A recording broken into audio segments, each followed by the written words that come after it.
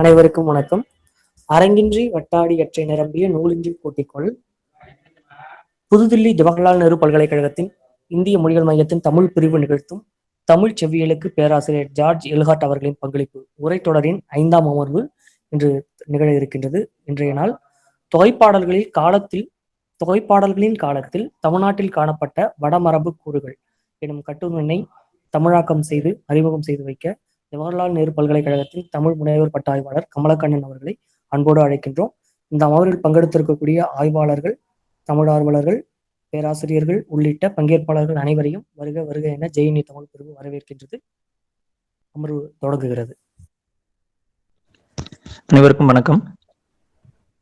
தமிழ் செவியலுக்கு பேராசிரியர் George L heart அவர்களின் பங்களிப்பு என்னும் பொருண்மையில் ஜார்ஜ் எல் ஹார்ட் அவர்கள் எழுதிய பழந்தமிழ் செய்யுட்கள் அவற்றின் பின்னணியும் சமஸ்கிருத எதிர்நிலையும் என்னும் நூலில் இருக்கக்கூடிய கட்டுரைகள் தமிழாக்கம் செய்யப்பட்டு தொடர்ந்து அறிமுகப்படுத்தப்பட்டு வருகின்றன. அந்த வகையில் இன்று 5வது உரையாக தொகைப்பாடல்களின் காலத்தில் தமிழ்நாட்டில் காணப்பட்ட வடமரபு கூறுகள், northern elements in Tamil Nadu at the time of anthologies என்னும் தலைப்பிலான கட்டுரை படுத்தப்படுகிறது. இக்கட்டுரையின் ஆங்கில மூலமும் தமிழாக்கமும் ஏற்கனவே இணைப்பு வழியாக அனுப்பப்பட்டு விட்டது. தற்போது அந்த கட்டுரையின் அறிமுகத்தை மட்டும் இங்கு செய்கிறேன்.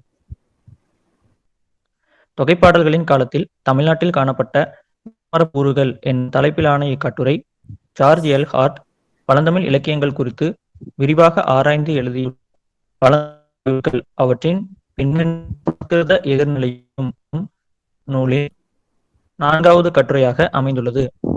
தொகைப்பாடல்களை அடிப்படை தரவாக கொண்டு காணலாகும் பல்வேறு நிலைகளிலான வடமரபு கூறுகளை சான்றுகளோடு நிறுவுவதாக இக்கட்டுரை அமைந்துள்ளது.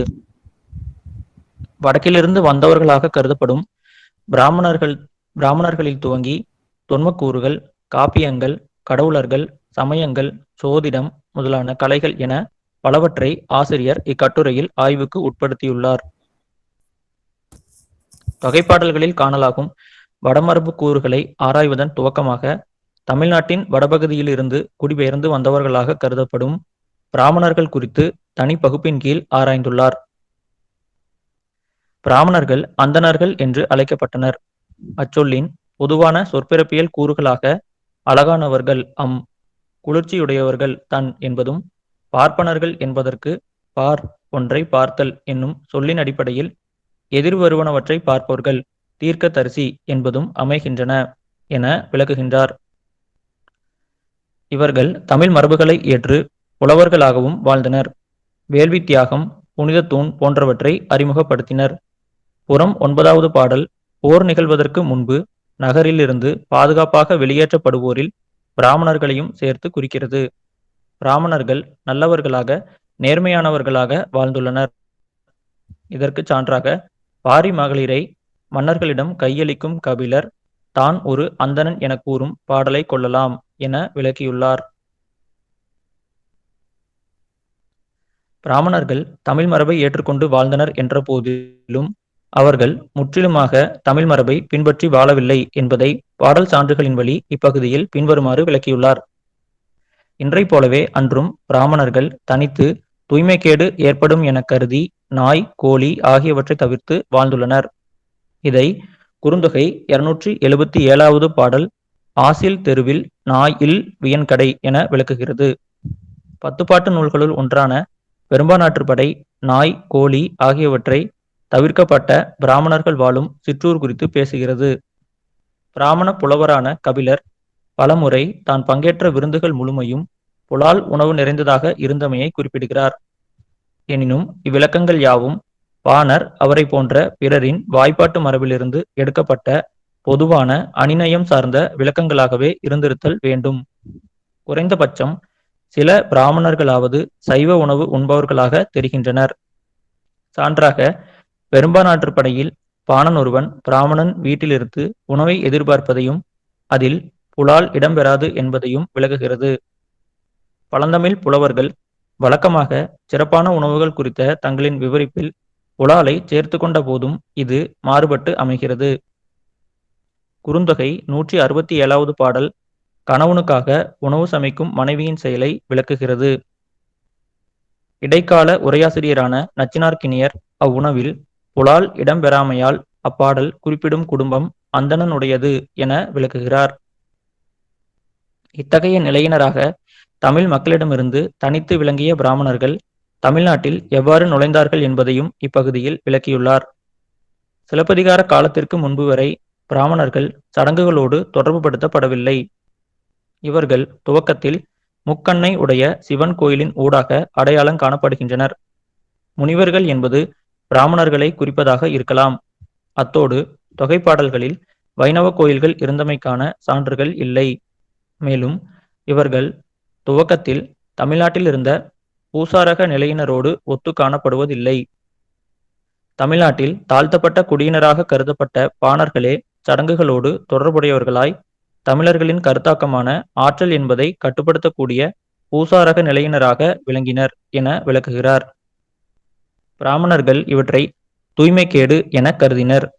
எனவே இவர்கள் அக்காலகட்டத்தில் தமிழ்நாட்டில் நுழைவதற்கு மன்னர்களை அடிப்படையாக கொண்டனர் என்னும் கருத்தை ஹார்ட் இவ்விடத்தில் முன்வைத்துள்ளார்.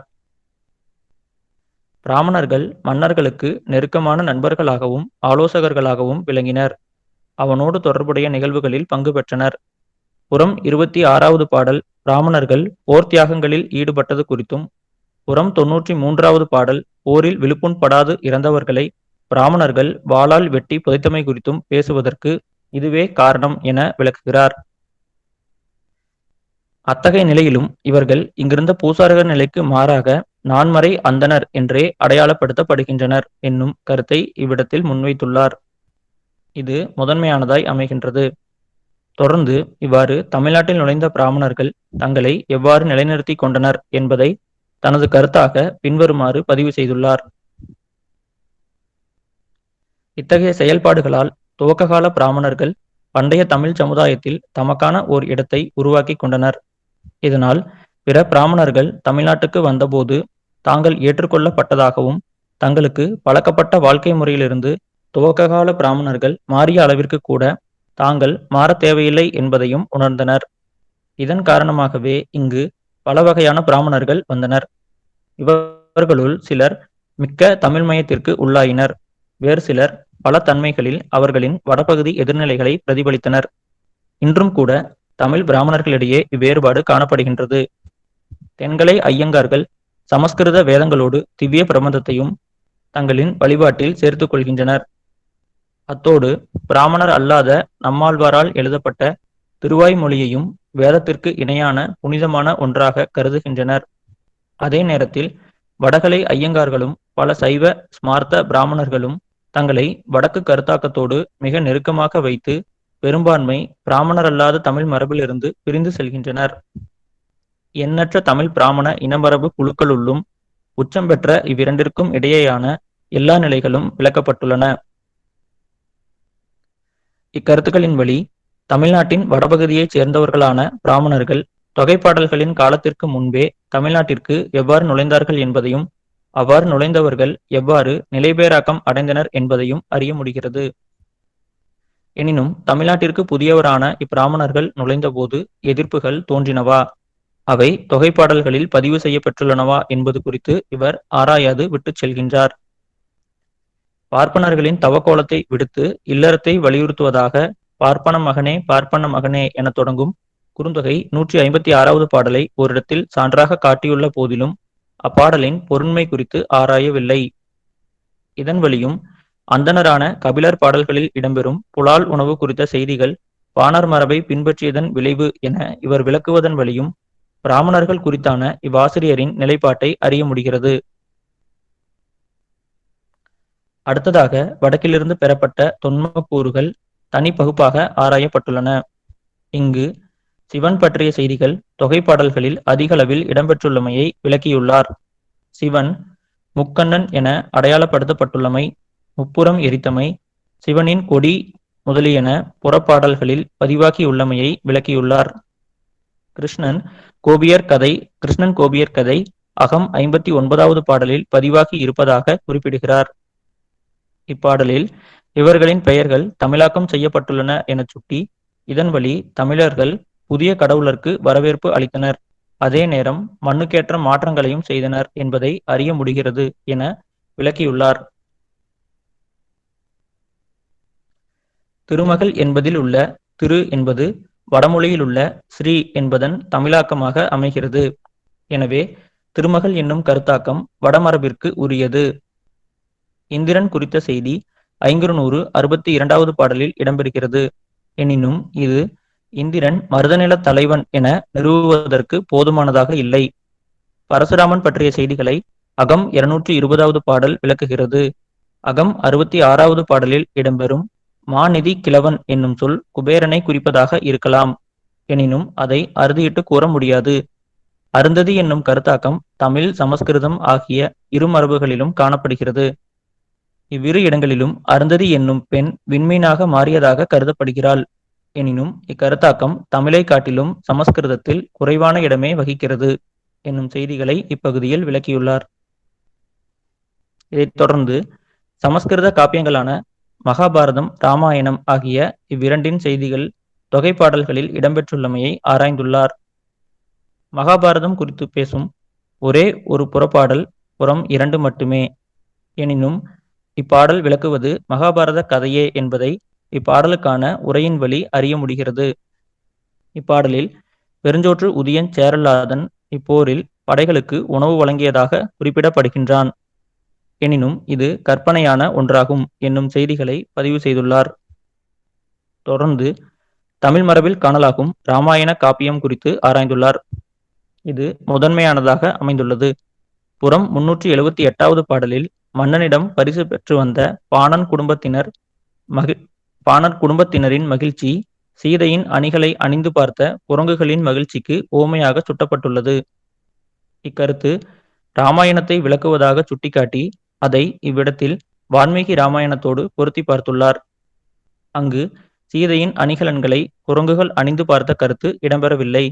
மாறாக தான் கடத்தப்படும் போது சுக்ரீவனையும் குரங்குகளையும் பார்த்த சீதை தனது அணிகலன்களை விட்டுச் சென்றாள் என்னும் கருத்தே இடம்பெறுகிறது என்பதை பதிவு செய்கிறார். இதன் வழி தொகைப்பாடல்களின் காலத்தை ஒட்டிய இராமாயணம் ஒன்று தமிழில் இருந்திருக்க வேண்டும் என விளக்குகிறார்.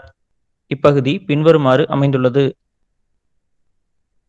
சமஸ்கிருத படைப்பிலிருந்து மாறுபட்டு அமையும் தமிழ் பக்திகளையும் வாசகர்கள் மத்தியில் புலவர்கள் பெற்ற இடத்தையும் விளக்கியதன் வழி இந்த துவக்க காலத்திலேயே பரவலாக அறியப்பட்டிருந்த தமிழ் இராமாயணம் ஒன்று இருந்திருக்க வேண்டும் என தோன்றுகிறது. அக்காலகட்டத்தில் தமிழ்நாட்டில் இருந்த புலவர்களின் எண்ணிக்கையையும் புலமை நிலையையும் கவனத்தில் கொள்ளும் போது இது வியப்பை தருவதாக அமையவில்லை. உண்மையில் பண்டைய இராமாயணத்தில் சில பகுதிகள் அழியாமல் நிலை பெற்றுள்ளன. மயிலை சீனி வெங்கடசாமி பண்டைய இராமாயணத்திலிருந்து 4 பத்திகளை தருகிறார். நன்மை பயக்கும் வகையில் இவை இரு பண்டைய தொகை நூல்களில் இடம்பெற்றுள்ளமையால் நமக்கு கிடைத்துள்ளன. எனினும் இப்படைப்பு தொகைப்பாடல்களின் கால பழமை வாய்ந்ததா என்பதை கண்டறிய முடியாது. இதைத் தொடர்ந்து ராமன் இலங்கைக்கு சென்றதாக குறிப்பிடப்படும் தனுஷ்கோடி என்னும் இடம் தமிழில் கோடி என்று அழைக்கப்படுகிறது. இது குறித்தும் ஆராய வேண்டும் என்னும் கருத்தை பதிவு செய்துள்ளார். இவ்விரு காப்பியங்களை தொடர்ந்து தமிழ் மரபில் காணலாகும் தொன்ம கதைகளை அடுத்த பகுப்பில் ஆராய்ந்துள்ளார். இங்கு புறம் 37, 39 ஆகிய பாடல்களில் இடம்பெற்றுள்ள புறாவின் துயர் தீர்த்த சிபி சக்கரவர்த்தியின் கதையை சுட்டி இது புத்தஜாதக கதையிலிருந்து பெறப்பட்ட தொன்மம் எனவும் இது தமிழில் செம்பியன் என சிறப்பாக மொழிபெயர்க்கப்பட்டுள்ளது எனவும் தமிழுக்கு மிக இயல்பாக அமைகிறது எனவும் விளக்கியுள்ளார். தொடர்ந்து புறம் 39வது பாடலில் இடம்பெறும் சிவன் முப்புறம் எரித்த செய்தி வடமரபிற்கு உரியது எனவும் புறம் 365வது பாடலில் பூமியை மன்னனின் மனைவியாக சித்தரித்திருப்பது வடமரபிற்கு உரியது எனவும் பின்வருமாறு விளக்கியுள்ளார்.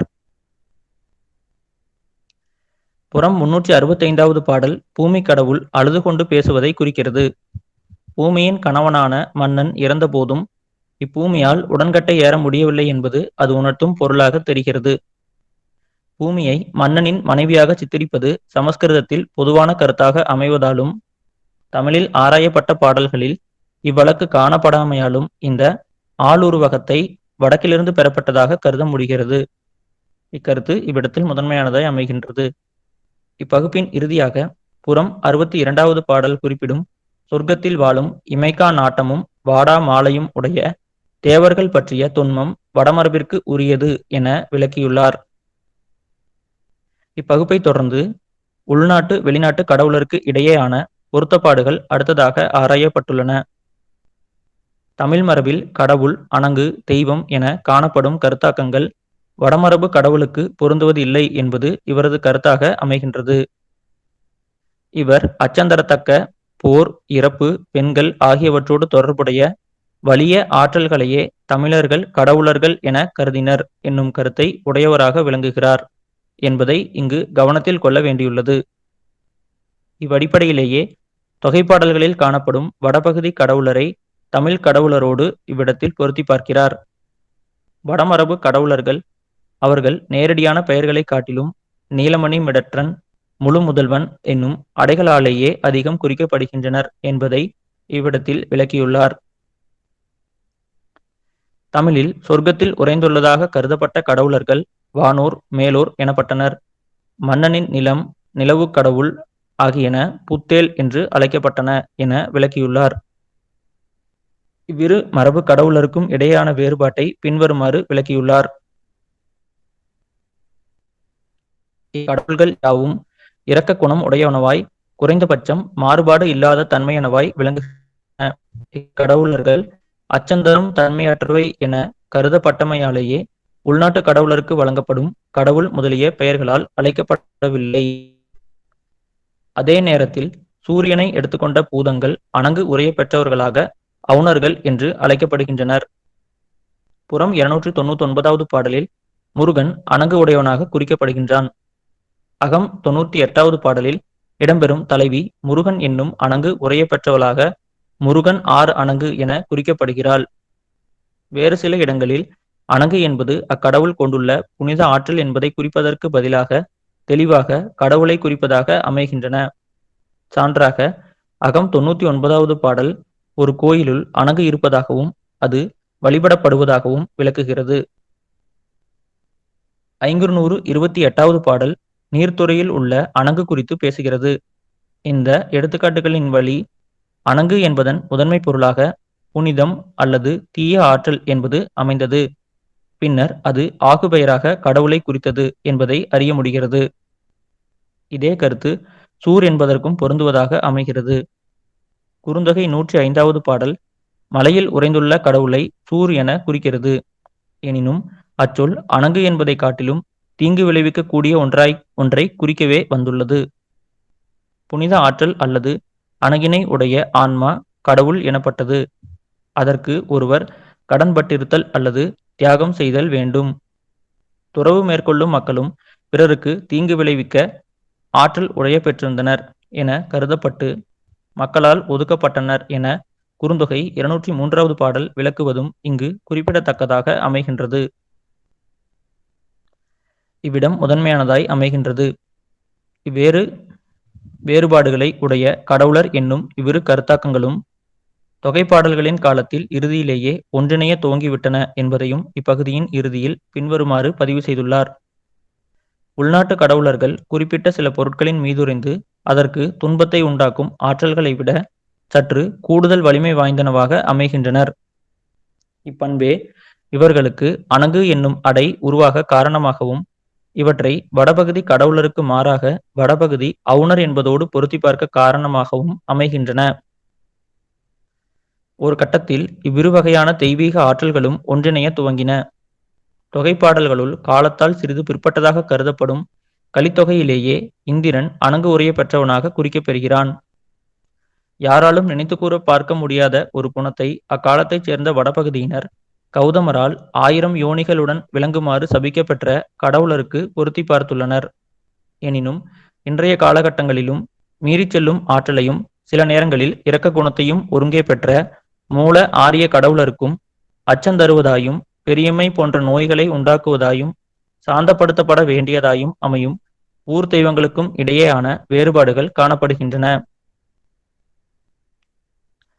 இவரின் இக்கருத்தின் வழி தமிழ் மரபில் தனித்து விளங்கிய கடவுள் என்னும் கருத்தாக்கத்தை வடமரபு கருத்தாக்கத்திலிருந்து இவர் வேறுபடுத்தி காட்டியிருப்பதை அறிய முடிகிறது.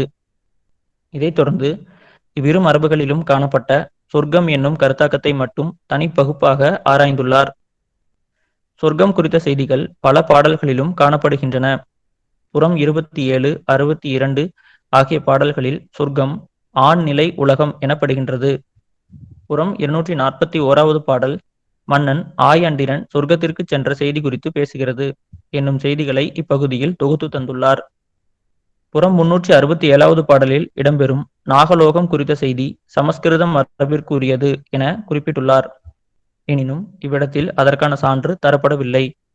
இவ்வாறு சமஸ்கிருதத்திற்கு உரியதாக இவரால் காட்டப்படும் பல கருத்துக்களுக்கு சான்றுகள் தரப்படவில்லை என்பதும் குறிப்பிடத்தக்கதாய் அமைகின்றது. தமிழில் சொர்க்கம் என்னும் கருத்தாக்கம் பல பாடல்களில் ஊழ்வினையோடு தொடர்புபடுத்தப்படுகின்றன. சொர்க்கம் நன்னாடு என்னும் பெயரில் அழைக்கப்படுகிறது என்னும் செய்திகளை தொகுத்து தந்துள்ளார். இவ்விடம் குறிப்பிடத்தக்கதாய் அமைகின்றது. புறம் 5, 376, குறுந்தொகை 258, 292 ஆகிய 4 பாடல்களில் நரகம் குறித்த செய்திகள் பேசப்பட்டுள்ளன. எல்லா பாடல்களிலும் சமஸ்கிருதத்திலிருந்து கரண் பெற்ற சொல்லான நிறைய சமஸ்கிருதத்தில் வேர்ச்சொல் நிறை என்னும் சொல் பயன்படுத்தப்பட்டுள்ளது என விளக்கியுள்ளார். பாடலில் இடம்பெறும் ஒரே ஒரு சொல்லை மையமாக வைத்து அப்பாடலில் குறிக்கப்படும் கருத்தை ஆராய்ந்துள்ளது இவரது ஆய்வின் நுட்பமாக அமைந்துள்ளது. சொர்க்கம் நரகம் என்னும் இரு கருத்தாக்கங்களும் வடமரபிற்கு உரியது என்பதே இவரின் கருத்தாக அமைகின்றது. எனினும் அதற்கான காரணம் விளக்கப்படவில்லை. இவ்விரு கருத்தாக்கங்களும் வடமரபிற்கு உரியது என கருதினாலும் இதனை ஒத்த தமிழ் மரபிற்கே உரியதான கருத்தாக்கம் ஒன்றும் உள்ளது என விளக்கியுள்ளார். புகழ் என்னும் கருத்தாக்கத்தை தமிழர்கள் அடிப்படையாக கொண்டிருந்தனர் என்பதை பின்வருமாறு விளக்கியுள்ளார். உள்நாட்டிற்குரிய ஒரே கூறாக அமைவது புகழ் என்பதற்கு கொடுக்கப்பட்டுள்ள முதன்மைத்துவம் ஆகும். தமிழர்கள் இவ்வுலகில் தங்களை தனித்துவப்படுத்திக் கொண்ட ஆணுக்கும், அதாவது போரில் இறத்தல், பெண்ணுக்கும் உடன்கட்டை ஏறுதல், நடுகள் எடுத்தனர் என்பது முன்னர் விளக்கப்பட்டது. இறந்த அம்மக்களின் ஆன்மாக்கள் புனித ஆற்றல்களால் சாதாரண மக்கள் தாக்கப்படுவதை காட்டிலும் அதிக அளவு தாக்கப்படுவதாக கருதினர். எனவே அவ்வாற்றல்கள் உடைய ஓர் இடம் தரப்பட வேண்டும். அவற்றை சாந்திப்படுத்தும் முயற்சிகள் மேற்கொள்ளப்பட வேண்டும். இல்லாவிட்டால் அவை மனித குலத்திற்கு தீங்கு விளைவிக்கும் என கருதினர். இதுவே இக்கருத்தாக்கத்திற்கு காரணமாய் அமைந்தது. மேற்சுட்டப்பெற்ற பாடல்களில் புகழுக்கு முதன்மைத்துவம் தரும் கருத்தாக்கம் நிலை பெற்றுள்ளது. புகழை அடைவதன் மூலம் ஒரு ஆன்மா தன்னளவில் ஆற்றல் உரைய பெற்றதாக மாறுகிறது. எனவே அது சொர்க்கத்தை வெல்லும் அளவிற்கு வலிமையானதாகின்றது. தமிழ் பாடல்களில் காணப்படும் வடமரபு கூறுகளை மட்டும் இக்கட்டுரையில் முதன்மைப்படுத்திய போதும் தமிழுக்கே உரிய இதுபோன்ற தனித்த கூறுகளை அடையாளப்படுத்தியிருப்பது இவரது ஆய்வின் நடுநிலையை விளக்குவதாக அமைகிறது. இதைத் தொடர்ந்து ஊழ்வினை என்னும் கருத்தாக்கத்தை ஆராய்ந்துள்ளார். ஊழ்வினை என்னும் கருத்தாக்கம் சமண சமயம் வலுப்பெற்றிருந்த சிலப்பதிகார காலத்தில் வழங்கியிருந்ததற்கு மாறாக தொகைப்பாடல்களின் காலத்தில் வழங்கியது என்பதை புறம் 192வது பாடலை சான்றாக காட்டி விளக்கியுள்ளார். இப்பகுதி பின்வருமாறு அமைகின்றது. புறம் 192வது பாடல் அமைகின்றது. இங்கு இப்பொருண்மை வேறெந்த இந்திய அமைப்புகளில் அமைவதை காட்டிலும் மாறுபட்டதாக அமைகின்றது. புலவர் இறுதியில் நமக்கு நிகழும் செயல்களுக்கு நாமே காரணம் என விளக்குவதாக தோன்றுகிறது. எனினும் இந்த செயற்பாடு மிகவும் மறைமுகமானதாக அமைந்து அதற்கான நம்முடைய ஒரே பகுத்தறிவு செயற்பாடாக சாந்தம், இரக்கம் ஆகிய குணங்களை பெற்று எதிர்வினையாற்றுதல் அமைகிறது என்பதை குறிக்கிறது. பண்டைய தமிழர்களின் சமய அமைப்புகள் வட இந்திய அமைப்புகளை காட்டிலும் இயற்கையானதாய் அமைந்தன என்பதை விளக்குவதற்கு இப்பாடல் நல்ல சான்றாக அமைகிறது. தமிழர்கள் அவர்களின் வடபகுதி எதிர்நிலையினரை காட்டிலும் சிறந்த கவிதை உணர்வை பெற்றிருந்தனர். எனது மதிப்பீட்டில் ஊழ்வினையை விளக்கும் எந்த வடமரபு கருத்தாக்கமும் ஆழமானதாகவும் கவிதை நயத்தால் நன்கு விளக்கப்பட்டதாகவும் அமையவில்லை என்னும் கருத்தை பதிவு செய்துள்ளார். ஊழ்வினை என்னும் கருத்தாக்கம் தமிழ்நாட்டில் தனித்து விளங்கிய போதும் சொர்க்கம், நரகம் ஆகியவற்றோடே இதையும் இணைத்து நோக்கியுள்ளார்.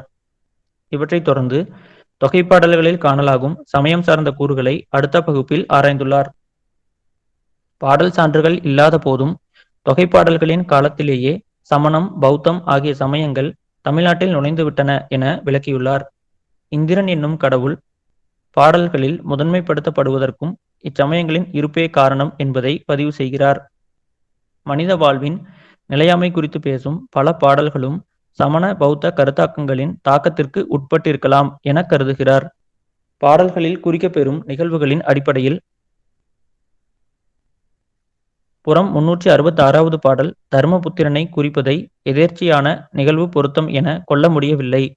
அவன் தனது பெயரின் அடிப்படையில் பௌத்தனாக அறியப்படுகின்றான். கோப்பெருஞ்சோழன் வடக்கிருந்து உயிர் துறக்கவிருந்த நிகழ்வை விளக்கும் புறம் 214வது பாடல் கசடு ஈண்டு காட்சி என்னும் என்று விளக்குகிறது. அதற்கு பொருள் அழுக்குச் செறிந்த பார்வை குறித்து பேசுகின்றது. அவ்விடத்தில் தீதில்லாத உடலோடு இறப்பதே முதன்மையானது என விளக்குகிறது. இக்கருத்து இப்புலவர் சமண சமய தாக்கம் உடையவர் என்பதை உணர்த்துகிறது என விளக்கியுள்ளார். மேற்குறிப்பிட்டதைப் போன்று பாடல்களில் இடம்பெறும் சொற்களின் அடிப்படையில் ஒரு கருத்தாக்கத்தை ஆராய்ந்துள்ளது நுட்பமானதாக அமைகின்றது. சமணம் பௌத்தம் ஆகியன நிலவியதைப் போன்றே வைதீக இந்து சமயமும் நிலவியதை தொகைப்பாடல்கள் பதிவு செய்துள்ளன என்பதை இப்பகுதியில் விளக்கியுள்ளார். புறம் 251, 252 ஆகிய பாடல்களை சான்றாக காட்டி அப்பாடலில் இடம்பெறும் துறவி தீயின் முன்னால் அமர்ந்து வேள்வி மேற்கொள்வதாக செந்தி வேட்டுதல் பாடல் சுட்டுகிறது. அவன் நீண்ட சடைமுடி வைத்திருந்தான் எனவும் அப்பாடல் குறிப்பிடுகிறது. செந்தி வேட்டுதலும் முடி வைத்திருத்தலும் அவைதீக சமயங்களுக்கு மாற்றான கருத்துக்களாதலால் அப்பாடல் வைதீக இந்து சமயத்தை குறிக்கிறது என விளக்கியுள்ளார். தொடர்ந்து துறவு மேற்கொள்ளுபவரை நற்பேறு உடையவராக மனித இனத்திலேயே மிகுந்த மகிழ்ச்சி உடையவராக கருதும் அக்காலகட்ட வட இந்திய மரபை போலல்லாது தமிழ் புலவர்கள் துறவு நிலையை கெட்ட விதியாக கொடும் பேரழிவின் விளைவாக இல்லற வாழ்க்கையை தொடர்ந்து வாழும் நிலையென விளக்குகின்றனர். இல்லறம் என்பது தமிழர்களின் வாழ்வில் முதன்மையானது. அவர்களின் புனிதத்தை வெளிப்படுத்துவதாக மனித வாழ்வின் முழுமையை அடையும் இடமாக அமைகிறது என விளக்கியுள்ளார். இவ்விடம் இப்பகுதியில் முதன்மையானதாக அமைகின்றது. இப்பகுப்பின் இறுதியில் தொகைப்பாடல்களின் காலத்திற்கு பிறகு தோன்றிய வைதீக அவைதீக சமய பூசல்கள் பற்றியும் குறிப்பிட்டுள்ளார். இப்பூசல் குறிப்பாக சைவ சமண சமயங்களுக்கு இடையே நிகழ்ந்தது என்பதையும் இறுதியில் சைவம் வெற்றி பெற்றது என்பதையும் விளக்கியுள்ளார். அதற்கு பிறகு வளர்ந்த சைவம் பல உள்நாட்டு மரபுகளை தனதாக்கிக் கொண்டது என்பதை விளக்கியுள்ளார். அப்பகுதி பின்வருமாறு அமைகின்றது.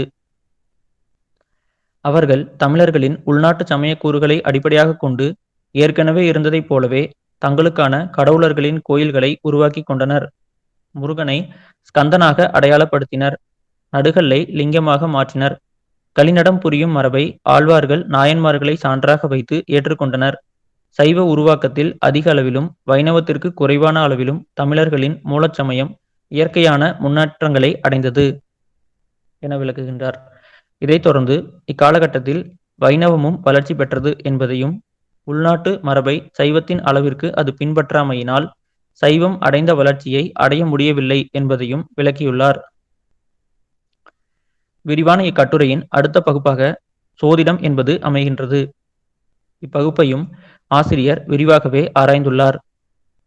தமிழர்களின் காலக்கணிப்பு விண்மீன்களையும் நிலவையும் அடிப்படையாக கொண்டது என்பதை துவக்கத்தில் சுட்டி, எனினும் தமிழர்கள் சோதிட அறிவை வடமரபிலிருந்தே பெற்றனர் என்னும் முடிவை இப்பகுப்பில் தந்துள்ளார். இந்த முடிவை இருப்பதற்கு பல்வேறு சான்றுகளையும் சுட்டியுள்ளார். தமிழர்கள் வானத்தை ஆராய்வதில் தேர்ந்தவராக இருந்தனர். புறம் 117வது பாடல் தூமகேது தோன்றுவதை தீய சகுனமாக குறிக்கின்றது. புறம் 395வது பாடல் நாட்டின் வறுமைக்கு விண்மீன் விழுதலே காரணம் என்கிறது என்னும் செய்திகளை இப்பகுதியில் தொகுத்து தந்துள்ளார். எனினும் தமிழிலுள்ள எல்லா மாதங்களின் பெயர்களும் சமஸ்கிருதத்திற்கு உரியவை, அங்கிருந்து கடனாக பெறப்பட்டவை என இப்பகுதியில் விளக்கியுள்ளார். இதை பின்வருமாறு காணலாம். பங்குனியை தவிர்த்து குறிக்கப்பட்டுள்ள மாதங்களாக தை, மாசி ஆகியன அமைகின்றன. இந்த மூன்றிற்குமான சமஸ்கிருத மூலம் குறித்து சந்தேகிக்க தேவையில்லை. பங்குனி பல்குனி என்பதிலிருந்து பிராகிருத பக்குனி வழியாக வந்ததாகும் என தமிழ் பேரகராதி விளக்குகின்றது. தை சமஸ்கிருத தைசிய என்பதிலிருந்து வந்ததாகும். தைசிய என்னும் மனித பெயர் ரிக்வேதத்தில் இடம்பெறுகின்றது. மாசி மக என்பதிலிருந்து வந்ததாகும். இந்த மாதம் சதபத பிராமணத்தில் இடம்பெறுகின்றது. தொகைப்பாடல்களில் இடம்பெறவில்லையாயினும் பிற தமிழ் மாதங்கள் யாவும் கடன் பெறப்பட்டவையாகவே தோன்றுகின்றன. இது துவக்க காலத்திலேயே நடைபெற்றிருத்தல் வேண்டும். இத்தமிழ் வடிவங்கள் அவற்றின் சமஸ்கிருத வடிவத்திலிருந்து முற்றிலும் மாறுபட்டனவாய் அமைகின்றன. தொல்காப்பியத்தின் காலத்தில் சமஸ்கிருத சொற்களை தமிழில் ஏற்பதற்கான விதிமுறைகள் வகுக்கப்பட்டு அவ்விதிகள் தொகைப்பாடல்களின் பெரும்பகுதிகளில் பின்பற்றப்பட்டுள்ளன. குறிப்பாக சமஸ்கிருத பெயர் சொற்கள் கவனமாக பயன்படுத்தப்பட்டுள்ளன. எனினும் சித்திரை என்னும் மாதத்தை தவிர்த்த வேறெந்த மாதமும் இவ்விதிகளோடு பொருந்துவதாக அமையவில்லை. அந்த மாதங்கள் பின்வருமாறு: சித்திர, சித்திரை. இதன் ஆரம்ப பதிவு சிலப்பதிகாரத்தில் கிடைக்கின்றது. வைசாகா, அதுவே வைகாசி என்றானது. ஆனி, இதற்கான வடமூலம் கிடைக்கவில்லை. அஷாதா, இது ஆடி என்றானது. ஸ்ரவணா, இது ஆவணியானது. புரோஸ்தபதா, இது புரட்டாசி என்றானது. ஆஸ்வயுஜ், ஐப்பசி என்றும். கார்த்திகா, கார்த்திகை என்றும். இதன் ஆரம்ப பதிவு பரிபாடல் திரட்டு கிடைக்கின்றது. மார்கசீர்ஷா, மார்கழி. தைசி, தை. மகா, மாசி. பல்குனி, பங்குனி என அமைகின்றன. எப்போதாவது இம்மாதங்களுக்கான தமிழ் இணைச்சொற்கள் பயன்படுத்தப்பட்டுள்ளன. சான்றாக பரிபாடலில் மார்கழியை குறிக்க குளம் என்னும் சொல் இடம்பெற்றுள்ளது. அகம் 141வது பாடலில் கார்த்திகை மாதத்தை குறிக்க புலவர் அருமீன் என்னும் விளக்கத்தை பயன்படுத்தியுள்ளார் என விளக்குகின்றார். இந்த கடன் தொகைப்பாடல்களின் காலத்திற்கு முன்பேயே நடைபெற்றிருத்தல் வேண்டும் என்பது இவரின் கருத்தாக அமைகிறது. பிராமி எழுத்து வடிவம் தோன்றிய காலத்தில் இது நடைபெற்றிருக்கலாம் என கருதுகிறார். இம்மாதங்களின் பெயர்கள் மட்டுமல்லாது நாள்மீன்களின் பெயர்களும் கடனாக பெறப்பட்டவையே என விளக்கியுள்ளார். அத்தோடு கோள் என்னும் சொல் கிருக என்னும் சொல்லை அடிப்படையாக கொண்டது எனவும் விளக்கியுள்ளார். தொடர்ந்து சந்திர கிரகணத்தின் போது பாம்பு நிலவை விழுங்குகிறது என்னும் செய்தி கலித்தொகையில் இடம்பெற்றிருக்கிறது என கூறி, சமஸ்கிருதத்தில் பாம்பு ராகு என அழைக்கப்படுகிறது. அந்த ஒளியே திரிந்து தமிழில் அரவு என பாம்பை குறிப்பதாக மாறியிருக்கலாம் என விளக்கியிருக்கிறார்.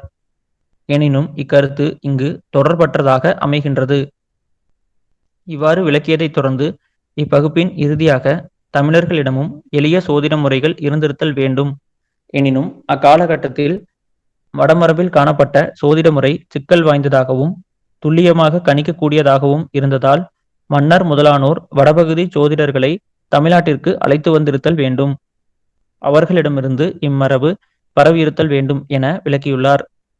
வட இந்தியாவிலிருந்து சோதிட மரபு தமிழ்நாட்டிற்கு வந்திருத்தல் வேண்டும் என கருதும் இவர், சோதிட மரபு வட இந்தியாவிற்கும் உரியது அல்ல, அது பாபிலோன் பகுதியில் உருவாகி ஆசியாவிற்கு வந்திருத்தல் வேண்டும் என இறுதியாக விளக்கியுள்ளார். அப்பகுதி பின்வருமாறு அமைகின்றது. வடபகுதியினர் பயன்படுத்திய சோதிட அமைப்பு உண்மையில் பாபிலோனில் இருந்து பெறப்பட்டதாகும். அவ்வமைப்பே பண்டைய உலகில் பயன்படுத்தப்பட்ட சோதிட அமைப்புகள் யாவற்றுக்கும் மிக மூத்தது ஆகும். அதுவே ஐரோப்பா முழுவதும் மத்திய கிழக்கு பகுதிகளிலும் இந்தியாவிலும் பரவியது.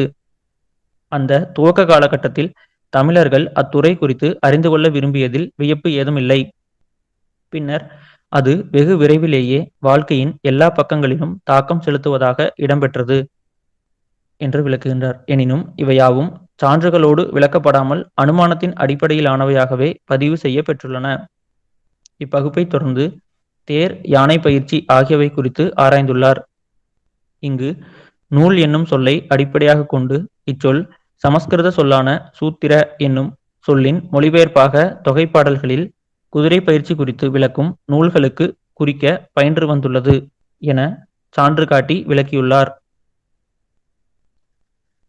அடுத்ததாக மத்திய கிழக்கு பகுதியில் இருக்கும் மெட்டானி என்னும் முதல் இந்தோ ஆரிய கல்வெட்டு தேர் பயிற்சி குறித்து பேசுகின்றது என சுட்டி, தேர் இந்தியாவிற்கு ஆரியர்களால் அறிமுகப்படுத்தப்பட்டது என்பது எல்லோரும் அறிந்த ஒன்று. எனவே தேர் பயிற்சி குறித்த வடமரபினரின் நூல்களையே தமிழர்கள் பயன்படுத்தினர் என விளக்கியுள்ளார். எந்தவித சான்றுகளும் இல்லாமல் பொதுவாக குறிப்பிடப்பட்டுள்ள இக்கருத்து ஏற்க முடியாததாக அமைகின்றது. தொடர்ந்து தொகைப்பாடல்களின் காலத்திலேயே இலக்கணம் குறித்த செய்திகள் 3 இடங்களில் பதிவு செய்யப்பட்டுள்ளன என குறுந்தொகை 224, புறம் 92, பதிற்றுப்பத்து 21 ஆகிய பாடல்களை சான்றாக காட்டியுள்ளார். இவ்விடத்தில் சமஸ்கிருத இலக்கணம் குறித்து பேசவில்லை என்பது குறிப்பிடத்தக்கதாக அமைகின்றது. தொடர்ந்து சகுனங்கள் குறித்தும் இதர செய்திகள் குறித்தும் தனித்தனி பகுப்புகளில் ஆராய்ந்துள்ளார். சகுனங்கள் என்பதில் 500 218வது பாடலை சான்றாக காட்டி அதில் இடம்பெறும் பெண்ணின் கண் துடித்தல் என்பது வடமரபு கருத்தாக்கத்தோடு ஒத்தது. அக்கருத்தாக்கம் இராமாயணம், ரகுவம்சம் முதலியவற்றில் காணப்படுகின்றது என விளக்கியுள்ளார். மேலும் 500 218வது பாடலில் நுண்ஏர் புருவத்த கண்ணும் என்னும் சொல் பயன்படுத்தப்பட்டுள்ளது. புருவம் என்னும் சொல் சமஸ்கிருதத்திற்கு உரியது. புருகு புருவக என தனது கருத்திற்கு வலிமை சேர்த்துள்ளார். இதர கருத்துகள் என்னும் இறுதி பகுப்பில் திரிவர்க்கம், பஞ்சபூதம், தென்புல வாழ்நர்க்கு கடன் இருத்தல், பசுவை போற்றுதல் முதலியன வடமரபிற்கு உரியன என விளக்கியுள்ளார். இப்பகுப்புடன் இக்கட்டுரை நிறைவடைகின்றது. தொகைப்பாடல்களை சொல்லுக்குச் சொல் நுட்பமாக ஆராய்ந்து ஆசிரியர் இக்கட்டுரையை எழுதியுள்ளார் என்பதை பல இடங்களில் அறிய முடிகின்றது. அது போற்றத்தக்கதாயும் அமைகின்றது. அதே சமயம் இக்கட்டுரையில் இவர் முன்வைக்கும் கருத்துக்களுக்கு புறப்பாடல்களையே பெரும்பகுதி சான்றுகளாக காட்டியுள்ளார். இப்பாடல்கள் யாவற்றையும் சமகாலத்தனவாக கருதி பல கருத்துக்களை முன்வைத்துள்ளார். தாமாக பல கருத்துக்களையும் சேர்த்துக் கொள்கிறார். சான்றாக கபிலர் பாடலில் இடம்பெறும் புலால் குறித்த விளக்கம், அரவு என்னும் சொல்லுக்கான விளக்கம் ஆகியவற்றை குறிப்பிடலாம். இவை யாவும் கவனத்தில் கொள்ள வேண்டியனவாய் அமைகின்றன. வடமரபுகளை பிரித்து காட்டும் இடங்களில் தமிழுக்கே உரிய சிலவற்றையும் விளக்கியுள்ளார். சான்றாக புகழ் குறித்த தமிழர்களின் கருத்தாக்கம். அவையாவும் ஏற்கத்தக்கனவாய் அமைகின்றன. சோதிடம் குறித்து இவர் விளக்கும் பகுதிக்கு பிற ஆய்வாளர்களின் சான்றுகளை தரவில்லை. எனவே இவ்விடம் மேலாய்விற்குரியதாக அமைகின்றது. இத்துடன் கட்டுரை நிறைவடைகிறது. நன்றி.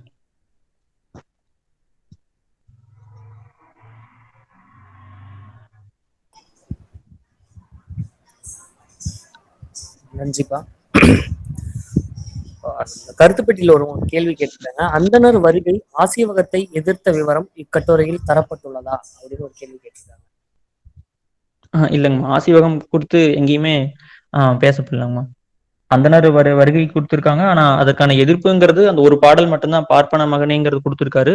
ஆனாலும் கூட அந்த எதிர்ப்பு வந்து உங்க பதிவு செய்யவே இல்லை. நன்றி. பங்கேற்பாளர்கள் உங்களுக்கு கேள்விகள், இந்த கட்டுரை மீதான விவாதங்களுக்கு உங்களுடைய ஒளிவாங்கியை திறப்பில் வைத்து பேசலாம்.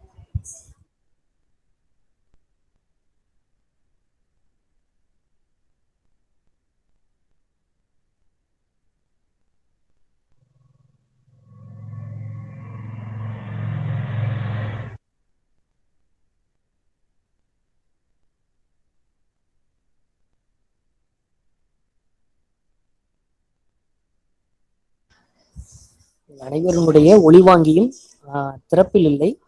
திறப்பில் வைத்துவிட்டு உங்களுடைய கேள்விகளை, வினாக்களை கேட்கலாம்.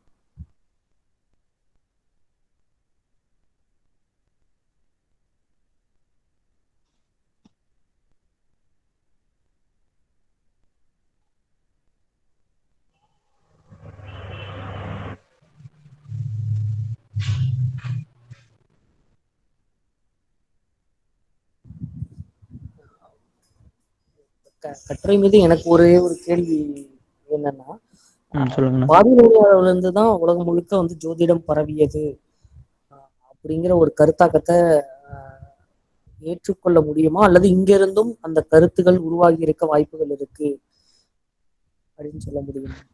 அதான், அது வலுவான எந்த ஒரு ஆதாரமும் கொடுத்து இப்படிதான் வந்திருக்கும், இந்த வழியில் பரவியது அப்படின்னு அவங்க சொல்லலாம். அதை நான் குறிப்பிட்டிருக்கேன். பாபிலோன்ல இருந்து வந்தது அப்படின்னு அவர் எந்த அடிப்படையில சொல்றாங்கன்னு தெரியலனா, அதே போல தமிழகத்திலும் இருந்தது அப்படிங்கறத அவங்க ஏத்துக்கிறாங்க. ஆனா உலக அளவுல மிகவும் அதாவது அந்த ஸ்டாண்டர்டைஸ் அப்படிங்கிறது பாபிலோன்ல இருந்து வந்தது அப்படிங்கிறது அவரோட கருத்தா இருக்குன்னா இந்த கட்டுரையில. அதற்கு முழுமையா நிரூபுவதற்கு கட்டுரையில சான்றுகள் இல்லைன்னா. சரி, ஒருவேளை இந்த அமைப்புகள், அதாவது வரலாற்றிலும் இலக்கியத்திலும் கல்வெட்டிலும் இந்த பதிவுகள் இங்கே கிடைக்கப்பட்டதுன்னா நம்ம அதனுடைய பரவலாக்கம் இங்கேயும் இருந்தது, இங்கிருந்து தோன்றியது அப்படிங்கறத நிறுவ முடியுமா நம்மளால? அப்படி சொல்லலாம். பாபிலோன்ல இருந்துதான் கிடைச்சது அப்படின்னு வேற சான்றுகள் ஏதாவது ஒன்னாவது காட்டியிருந்தாங்கன்னா ஏற்று கொண்டுதான் ஆகணும்னா. ஆனா அப்படி எதுவுமே சொல்லல அப்படிங்கறதுதான் இப்போ கேள்வினா.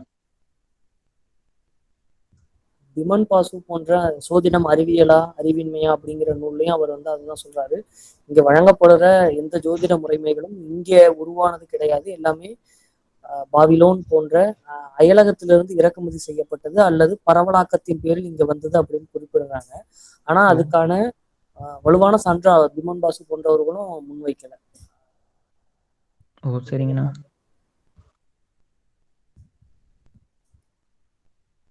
வணக்கம். நான் கமல்ராஜ் பிரான்ஸ்ல பேசுறேன். சொல்லுங்க சார். வாழ்த்துக்கள். இப்ப ஐயா தமிழ்புரன் அவர் சொன்ன கருத்தை தான் எனக்கு கட்டுரைகள், முக்கியமா ஆய்வு கட்டுரைகள் இது மாதிரி எழுதும்போது சான்றுகளை முன்வைக்காமல் எழுதுவது ஒரு தவறான கருத்தோட்டத்தை எங்களை போன்ற படிப்போர்களுக்கு ஏற்படுத்தாதா என்றது என்னுடைய கேள்வி.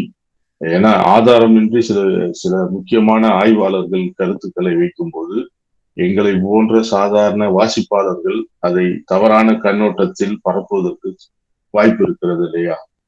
இப்படி எழுதலாமா என்றது என்னுடைய கேள்வியா இருக்கு. அவர் எழுதுனதை பத்தி நான் சொல்லல. எழுதலாமா? சாட்சியம் இல்லாம ஒரு விஷயத்தை முன்வைக்கிறது. நிறைய விஷயங்கள் நான் பார்த்த படிச்சு மென்மையா படிக்க படிக்க எங்களுக்கு அது உள்வாங்கணும். ஆனா சில கருத்துக்களுக்கு ஆதாரம் இல்லை, நீங்களே வாய்மொழியா சொன்னீங்க அந்த கருத்துக்கள் இல்ல, அதனால இதை லைட்டா எடுத்துக்கலாம், இதை ஸ்ட்ராங்கா எடுத்துக்கலாம்ன்றது எனக்கு தவறான கருத்தாகப்பட்டது ஒரு ஆங்கில பேராசிரியராக, ஆங்கில ப்ரொஃபஸராக. ஏன்னா ஆங்கிலத்துல அந்த மாதிரி ஒரு ஆதாரம் இல்லாத ஒரு விஷயத்தை கல்லூரிகளும் யூனிவர்சிட்டிகளும் ஏற்றுக்கொள்வதில்லை. ஆனால் இதை நாங்கள் எப்படி எடுத்துக்கொள்ள முடியும்? இப்படி எழுதலாமா? இதுதான் என்னுடைய கேள்வியா இருக்கிறது. இது கேள்வி இல்லை, எங்களுடைய ஆதங்கம் என்று சொல்லிக் கொள்ளலாம்.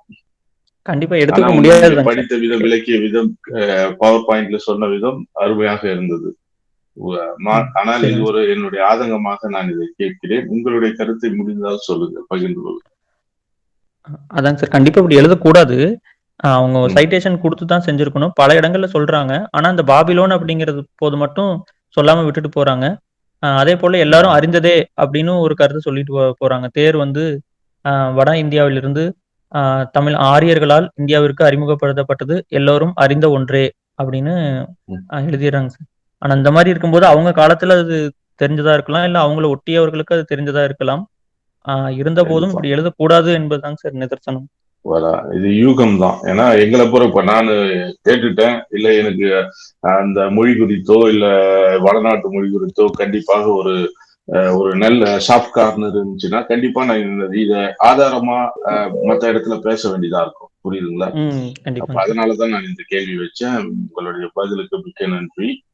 கமல்ராஜ் பிரான்ஸ்ல இருந்து நான் இந்த கேள்வி கேட்கிறேன். இந்த அமைப்பாளருக்கு மிக்க நன்றி.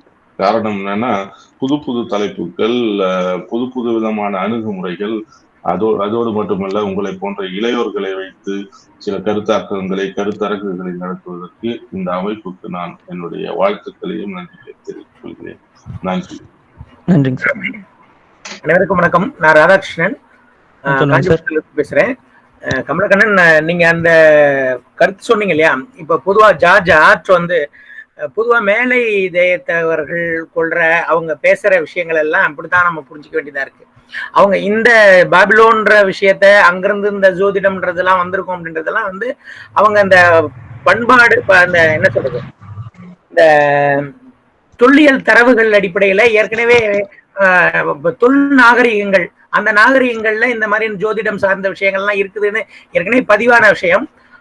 அதனுடைய விஷயமா இங்க இருந்து டிராவல் பண்ணிருக்கலான்ற ஒரு அனுமானத்தை தான் அவர் வைக்கிறாரு. ஆனா இது எல்லாருக்குமே தெரிஞ்ச விஷயம் தானே அப்படின்றதுனால அவர் வைக்கிறாரு. இன்னொன்னு பார்த்தோம்னா இந்த சில மரபுகள், இப்ப மாதங்கள் பற்றியான விஷயங்கள்லாம் சொல்றப்ப வடமூலங்கள் கண்டுபிடிக்க முடியாததெல்லாம் இருக்குது ஒண்ணு. ரெண்டாவது, தமிழ்ல அதுக்கு வேற ஒரு பேரே இருக்கு அப்படின்ற போது இது எப்படி பின்னாடி ஏற்கனவே தமிழ்ல ஒரு பேர் இருந்தது, பின்னாடி வடமொழி ஆக்கம் ஆகும் போது அது மாறி சின்னம் புரிஞ்சுக்கிறதுக்கான இடம் அதுக்குள்ளாரே இருக்கு, அவர் கொடுக்குற தரவுகள்லயே கிடைக்குது. இதெல்லாம் நீங்க கேள்விக்குட்படுத்தலாம். இது மாதிரி நீங்க அந்த அவருடைய கட்டுரைகள்ல பொதுவா என்னன்னா வெளியில இருந்து பாக்குறவங்க ஒண்ணு புதுசா நிறைய விஷயங்களை சொல்லவும் முடியும். நம்ம மரபுல இருந்து. அதே சமயம் சிலதை இங்க இருக்கிறத சரியா புரிஞ்சிக்க முடியாமல் தப்பா சொல்றதுக்கு முடியும். இந்த மாதிரியான அவருடைய தரவுகள்ல இருந்தே நாம அதுல இருக்கிற சிக்கல்களை எடுத்து சொல்லியிருந்தோம்னு வச்சுங்க, இன்னும் நிறைய இருக்கும். நீங்க வெளிப்படையாவே சொல்லலாம், வெளிப்படையாவே அதை அடிக்கலாம். இப்ப ஒரு 2 காரணம் தான். இப்ப நான் ஒரே ஒரு விஷயத்த மட்டும் எடுத்து சொல்றேன். இந்த மாதங்கள் பற்றி சொல்ற விஷயங்கள்ல எல்லாமே இப்ப இருக்கிற எல்லாமே இன்றைக்கு அது தமிழ் மாதங்கள்னு சொல்றது எல்லாமே வடமொழி சொற்களோட இருக்குது அப்படின்னு சொல்றோம். அதுக்கான மூலங்களை நம்ம எல்லாத்தையும் காட்டுறோம். அங்க என்ன மாதங்களுக்கு அங்க என்ன பேர் இருக்கு, இல்ல அது என்ன பின்பற்றாங்க, அதை பத்தி பேசணும். அதே மாதிரி மூலங்கள் இதுக்கு இதே தமிழ் சொற்கள், அதுக்கு இணையான தமிழ் சொற்கள் இங்க ஏற்கனவே பயன்படுத்துறது. குளம்னும் அருமீனும் பயன்படுத்தப்பட்டதை எப்படி புரிஞ்சுக்கிறது? இந்த சொற்கள் அவரும் தமிழ்ல எப்ப அந்த வடமொழி சொற்கள் பதிவாயிருக்கு, வடமொழியில் இருக்கிற இந்த தமிழ் மாதங்கள் சொல்ற சொற்கள் எப்ப பதிவாயிருக்குன்னு 2 இடத்துக்கு பதிவு பண்றாரு. ஒண்ணு அந்த பரிபாடல்ல பதிவாயிருக்கு, அதுக்கப்புறம் சிலப்பதிகாரத்துல தான் பதிவாகுது, அதுக்கு முன்னாடி இல்ல அப்படின்றத பண்றாரு. அப்போ இப்ப இங்க ஒரு ஜோதிடம் சார்ந்த விஷயங்கள் இருந்தது அப்படின்றதெல்லாம் இப்ப இதை தனித்து பார்க்க முடியுமா? இதுக்கு இருக்க உறவுகள், மாதங்களுக்கான உறவுகள் எல்லாம் எப்படி கட்டமைக்க முடியும் அப்படின்றதெல்லாம் இன்னும் மேலாய்வுக்கு ரொம்ப பண்ணணும். இன்னும் சொல்ல போனா இன்றைக்கு உருப்பெற்று வருகிற தொல்லியல் மற்ற சான்று ஆதாரங்களோட இணைச்சு நம்ம இன்னும் கூட விரிவா புரிஞ்சுக்க முடியும். அவர் எழுதின காலத்துல அவர் அப்படி எழுதி இருக்கிறாரு. இன்னும் கூட அந்த விளக்கங்களை சொல்லி நாம இந்த மாதிரியான இடங்கள், சிக்கல்குரிய இடங்கள் எல்லாம் தொகுத்து எடுத்துக்கிட்டு அதை பற்றி மேல் ஆய்வுகள் செய்யறப்போ நிறைய விளக்கங்கள் கிடைக்கும்னு நான் நினைக்கிறேன். நன்றிங்க சார். அது போல அவங்க சொல்ற ஒரே ஒண்ணு சொல்லிடுறேங்க சார். சொல்ற போது அந்த சொல்லு அந்த சொல்லுக்கான இணை சொல்லாதான் தமிழ் இருந்தது அப்படிங்கிறத கொஞ்சம் கவனமா எடுத்துட்டு வந்துடுறாருங்க சார். அதாவது அங்கிருந்துதான் அங்க வந்திருக்கும், இங்கிருந்து தனியா ஒன்று இருக்கிறது அப்படின்னு சொன்னாலும் அந்த சொல்லுக்கான இப்போ பால்மிரா முடப்பனை அப்படிங்கறதா இங்க வேற மாறுது. இதுதான் பெரிய சோகம். என்னன்னா பொதுவா எல்லாருக்கான கருத்தாக்கம் என்ன இருக்குன்னா, ஏற்கனவே நம்ம மனசுல பதிஞ்சிருக்குல்ல, முன்னோர்கள் முன்னாடி ஆய்வாளர்கள் படிச்சு சொல்லி வச்சிருக்காங்கல்ல, அந்த கருத்தாக்கம் நம்ம மனசுல பதிஞ்சிருக்கு. அங்கிருந்து இங்க வர்றது, அங்கிருந்து இங்க வர்றது அப்படிதான் பார்வையே போகுது. இங்கிருந்து அங்க போறதுன்ற பார்வையே பார்க்க தவறுறாங்க.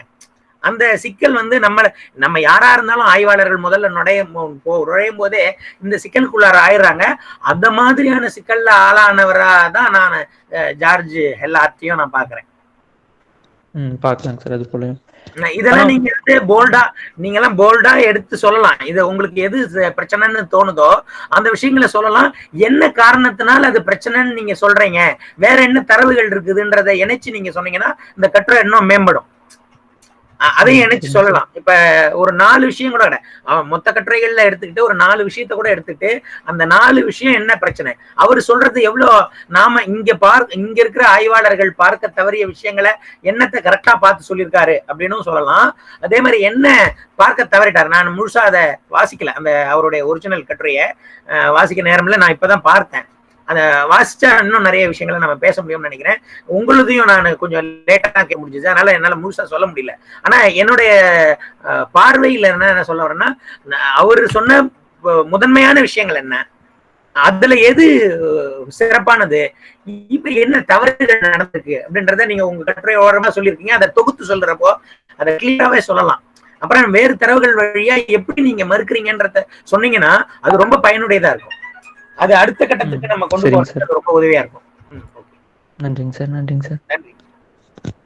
இப்ப இது ஆங்கிலத்துல மொழிபெயர்க்கிற போது அதுக்கு அவரே ஜார்ஜ் எல்லாத்தையும் பார்க்க வாய்ப்பு இருக்கும். அது பார்க்கிற போது அதுக்கு அவரு என்ன ரியாக்ட் பண்றாருன்றதையும் கவனிக்கலாம். ஏன்னா உலக அளவுல நமக்கு ஒரு பெரிய பிரச்சனை இருக்கு. தமிழ்ல நாம இங்க எவ்வளவோ கண்டுபிடிப்புகளை கண்டுபிடிச்சு சொல்லிக்கிட்டே இருக்கோம்.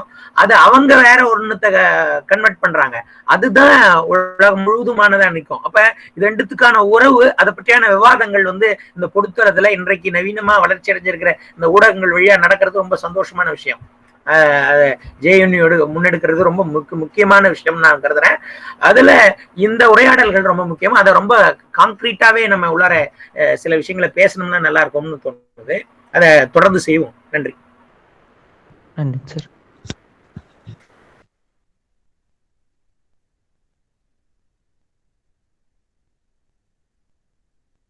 நன்றி ஐயா. அடுத்து உங்களுடைய கேள்வி, உரை மீதான விவாதங்கள் தொடரலாம்.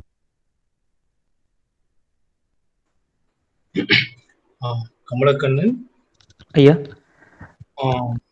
நீங்க வாசிக்கும் போது எனக்கு தோணுது, முதல்ல நீங்க கொடுத்தப்ப வாசிச்ச போது வேற கருத்து, இப்போ ஒரு கருத்து எனக்கு தோணுது. சொல்லுங்க ஐயா. கபிலர் வந்து பாரியனுடைய பெண் பிள்ளைங்களை கூட்டுக்கிட்டு அரசன்கிட்ட கேட்கிறாரு இல்லையா, அப்பதானே அந்தணன் புலவன் சொல்றாரு. ஆமாங்க. ஆனா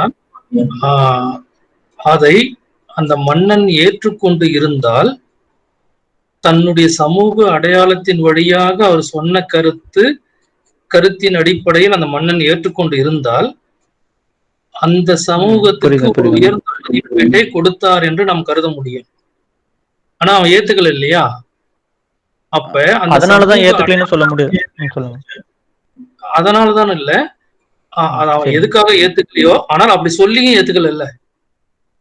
அதுக்கு உண்மைதான் நினைக்கிறாரு, ஏன் தன்னுடைய சமூக அடையாளத்தின் வழியாக அவர் அங்க சொல்றாரு இல்லையா, அப்படி சொல்ல வேண்டிய தேவை. அவர் என்ன நினைக்கிறார், இந்த சமூக அடையாளத்தை சொன்னோம்னா அவன் ஏத்துக்க வாய்ப்பு இருக்கும்னு அவர் நினைச்சிருக்கலாம். ஆனாலும் அவன் ஏத்துக்கல. அப்ப அந்த சமூக அடையாளத்தை அவன் என்ன செய்யறான், மறுதளிச்சு இருக்கிறான்னு தான் நம்ம புரிஞ்சுக்க முடியும். இப்போ நீங்க வாசிக்கும் போது நான் புரிஞ்சுக்கிட்டேன். அதாவது நேரடியான பதிவுகள் அவர்களுக்கு எதிரானதாக இல்லை என்றாலும், அவர்களை இன்று நினைப்பது போல ஒரு உயர்ந்த, அல்லது இடைக்காலத்துல ராஜராஜ சோழன் காலத்துல பாத்தீங்கன்னா ஒரு ராஜ குருக்களாக அல்லது ஒரு மந்திரிக்கு விட உயர்வாக இருந்து அவங்க சொன்ன கருத்துக்களை எல்லாம் அப்படியே ஏத்துக்கிறாங்க இல்லையா, அது மாதிரி தன்மை நம்ம கிட்ட இல்ல அங்க. அது ரொம்ப முக்கியமா எனக்கு தோணுச்சு வாசிக்கும் போது, அது எனக்கு பட்டது. அவன் ஏற்றுக்கொள்ளவில்லை என்பதே ஒரு மறுதளிப்பு தானே, உயர்வாக கருதவில்லை என்பதனுடைய மாற்று வடிவம் தானே அது. நேரடியாக இல்லை என்றாலும் அப்படி நம்ம புரிஞ்சுக்க முடியும் இல்லையா ஒரு கேள்வியில ஒரு கருத்து. 2, கபிலர் தொடர்பா ஜார்ஜ் ஹார்ட் 2 வகையான கருத்தை வைக்கிறார். ஒரு இடத்துல அவர் சைவராக, அது அந்தனர் என்று சொல்வதாலையும், மற்ற இடத்துல புலால் உண்பவர்களோட சூழல்ல இருக்கிறாரு. ரெண்டையும் அவர் ஒருங்கிணைக்கிறார் இல்லையா. சங்க பாடல்களுக்கு புலவர் பெயர் வைப்பது என்பது நிறைய சிக்கல்கள் இருக்கு. இத நிறைய பேர் எடுத்து எழுதியிருக்கிறாங்க. எல்லாத்தையும் தொகுத்து ராணி என்றவங்க ஒரு நல்ல பெரிய ஆய்வு செய்து அவங்க NCBH உடைய புத்தகம் வந்திருக்கு. விநாயகமூர்த்தி என்றவங்களும் இது தொடர்பா நிறைய செய்திருக்கிறாங்க. குறுந்தொகையில ஒரு பாடல் எடுத்து பாத்தீங்கன்னா தெரியும், நக்கீரர்னு சொல்லிட்டு முதல் பதிப்புல இருக்கும், 2வதுல நக்கீரர்னு இருக்கும், 3வது பாத்தீங்கன்னா உவேசா என்ன செய்வாரு, ஓரேர் உழவனார்னு அந்த பேரையே மாத்துறாரு. அந்த ஓரேர் இழவன் பாடலுக்கு முதல் 2 பதிப்புகள்ல பாத்தீங்கன்னா நக்கீரர் என்பதுதான் பெயர். அப்ப அந்த பெயரை இவர் ஏன் மாத்துறாரு, இவருக்கு எந்த அடிப்படையில சோடி கிடைச்சது, எந்த சோடி, அதெல்லாம் ஒன்றுமே இல்ல சுவேசா கிட்ட, சான்று இல்ல. 2 வகை மரபு இருந்த ஒரு பாடலுக்கு இப்படி ஒரு பெயரும் அப்படி ஒரு சொல்கின்ற மரபு நம்ம கிட்ட இருந்தா, 2 கால் வழி இருந்தா என்ன, அதெல்லாம் தெரியல. ஓமை அடிப்படையில அந்த பெயரை அவர் வருவித்து சொல்றாரா, அல்ல நமக்கு செம்புலனை ஏற்கிறார மனசுக்குள்ள வச்சுக்கிட்டு அந்த ஊமை நல்லா இருக்கிறதால அப்படி சொல்றாரா, இதுக்கெல்லாம் எந்த சான்றும் நமக்கு கிடைக்குங்களோ உவேசாவும் அதை பதிவு செய்யல.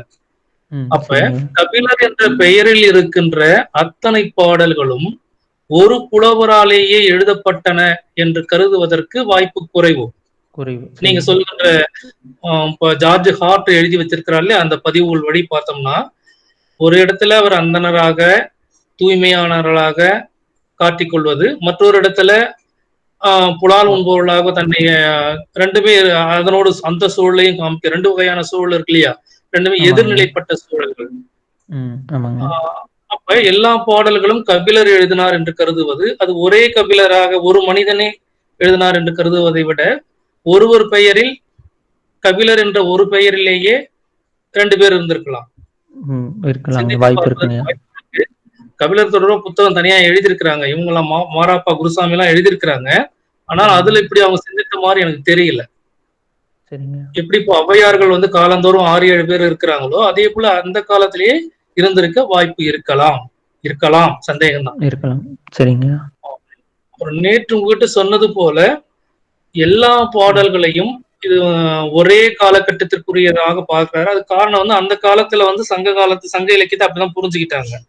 பிற்காலத்துலதான் என்ன செய்தாங்கன்னா இல்ல இது வந்து பல நூறு ஆண்டு கால எல்லையை உடையதுன்றது பிற்காலத்துல தான் புரிந்தாங்க. இது எல்லாத்திலும் கவனத்துல கொண்டிருந்தா ஜார்ஜ் ஹார்ட்டும் தன்னுடைய கருத்தை மாற்றியிருக்கலாம். இதுதான் வாய்ப்பு இருக்குங்க. இன்னைக்கு அவர் ஜார்ஜ் ஹார்ட்டுக்கு என்னுடைய புரிதல் வந்து இது தொடர்பா வேறையா கூட இருக்கலாம், மாறி இருக்கலாம். கண்டிப்பாங்க. இந்த அதாவது சமஸ்கிருதத்துல தமிழ்ல இருந்து சமஸ்கிருதம் போய் சமஸ்கிருதத்துல வந்து தமிழுக்கு வருது. இந்த ஒரு பார்வை இருக்கு இல்லையா, இந்த பார்வை வந்து அவர் எழுதுகின்ற காலத்துல இல்லாமல் இருந்திருக்குமோ, அதை பார்க்கணும். ஆய்வுல யாரு முதல்ல வைக்கிறாங்கன்றத பார்த்தோம்னா நமக்கு கண்டுபிடிச்சிடலாம். சரிங்க. இன்றைக்கு அவருக்கு மாறி இருக்க வாய்ப்பு இருக்குமோ தெரியல. அவருடைய இன்றைய எழுத்துக்கள்லயோ இன்றைய பேச்சுக்கள் வேற மாதிரி இருக்கு இல்லையா, அது பார்ப்போம். நன்றி, பாராட்டு. நன்றிங்க. அந்த கபிலர் பற்றி பேசுற போது ஒரு சின்ன செய்தி. கபிலர் பற்றி பேசுற போது அந்த புலால் விஷயத்த அவர் சொல்றப்ப என்ன பண்றாரு, அது பாணர் மரபுல இருந்து அப்படியே ஒரு அடி வாய்பாடா எடுத்துக்கிட்டு அத இங்க பண்ணிட்டாங்கன்ற மாதிரி ஒரு கருத்தை அவர் பதிவு செய்யறாரு. ஒரு பெரிய இன்ட்ரெஸ்டிங். அதை விட இங்க இன்னொரு அந்த நர்ன்ற சொல்லே கூட பிரச்சனையா இருக்கு. இப்ப அவர் வந்து பிராமணர் இந்த இனத்தை தான் குறிக்குது, வடவர்களை தான் குறிக்குதுன்றது அவர் எடுத்துக்கிறதே இன்னைக்கு ஒரு கேள்வி ஆகுது. வேற ஒரு ஆய்வாளர்கள்லாம் இப்ப நம்ம அந்த நரன்ற சொல்லு அந்த அறவோர்னு ஒரு பொது நிலையில சொல்லப்பட்டதா இருந்து, இல்ல இங்க இருக்கக்கூடிய ஒரு என்ன சொல்றது, இங்க இருக்கிற ஒரு சமூகத்துல இருக்கிற எல்லாத்துக்கும் ஒரு பொதுவாக இருக்கிற ஒரு கருத்தாக்கத்தை அவங்களுக்கும் சேர்த்து நம்ம புரிஞ்சுக்கிறோமான்றதையும் நம்ம கொஞ்சம் விவாதத்துக்குரியத இடமா இருக்குது அது. அதனால சார் சொன்ன மாதிரி அது ஒரு கபிலருடைய பாடல்கள் பலவா இருக்கலாம், பலருடையதாக இருக்கலாம்ன்ற ஒரு பார்வை. இன்னொரு பார்வை, அது அந்த காலத்துல இருந்த அந்தணர்கள்ன்றவங்களே இப்படி சாப்பிடவங்களா கூட சொல்லலாம். அந்தணர்ன்ற சொல்ன்றத கேள்விக்குரியதாயிடுது. அது யாரு, இந்த குறிப்பிட்ட இனத்தை குறிக்கிற சொல்லா அப்படின்றதே கேள்வி. இதெல்லாம் நம்ம தொகுத்து பார்க்கிற போது அந்த ஒரு ஆய்வு முடிவே அடிபட்டு போயிடுற விஷயமாவும் மாறி போகுது. இருக்குங்க சார். கண்டிப்பா அவரு சொல்லும் போது மன்னர்களை தான் வந்து பிராமணர்கள் உள்ள வரும்போது அந்தனர் பிராமணர் ரெண்டையும் ஒண்ணு தாங்க சார் எடுத்துக்கிறாங்க. உள்ள வரும்போது அவங்க நேரடியா மன்னனைத்தான் வந்து நேரடியா தொடர்பு கொள்றாங்க. ஏன்னா இங்க இருக்கிற பாணர் மரபுக்கு அவங்களுக்கும் முற்றிலும் மாறி இருக்கனால மன்னனை தொடர்பு கொள்கிறார்கள். அதனாலதான் வந்து போரோடவும் அந்த பிணங்கள் போரில் புண்பட்டு இறக்காதவர்களுடைய உடல்களை வெட்டி புதைக்குன்ற சடங்குகளிலும் ஈடுபடுறாங்க அப்படிங்கறதெல்லாம் சொல்லிட்டு வரும்போது, அப்போ அவங்க புலால் உண்டார்கள் என்பதில் மட்டும் அதுக்கும் தொடர்புபடுத்தி பார்க்கலாம் சார். நீங்க ஏன் முடியாது அப்படிங்கிற கேள்வியும் வைக்கலாம் சார் எனக்கு தோணுது.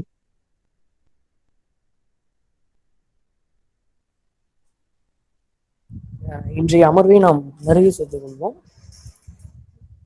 இன்றைய அமர்வு பேராசிரியர் ஜார்ஜ் எல் ஹார்ட் அவர்களின் தமிழ் செவ்வியலுக்கான பங்களிப்பு குறித்த உரைத்தொடரின் 5ஆம் அமர்வில் தொகைப்பாடல்களின் காலத்தில் தமிழ்நாட்டில் காணப்பட்ட வடமரபு கூறுகள் எனும் கட்டுரையினை தமிழாக்கம் செய்து அறிமுகம் செய்து வைத்த ஜேஎன்யூ பல்கலைக்கழகத்தின் தமிழ் முனைவர் பட்ட ஆய்வாளர் கமலக்கண்ணன் அவர்களுக்கு நன்றியை தெரிவித்துக் கொள்கின்றோம்.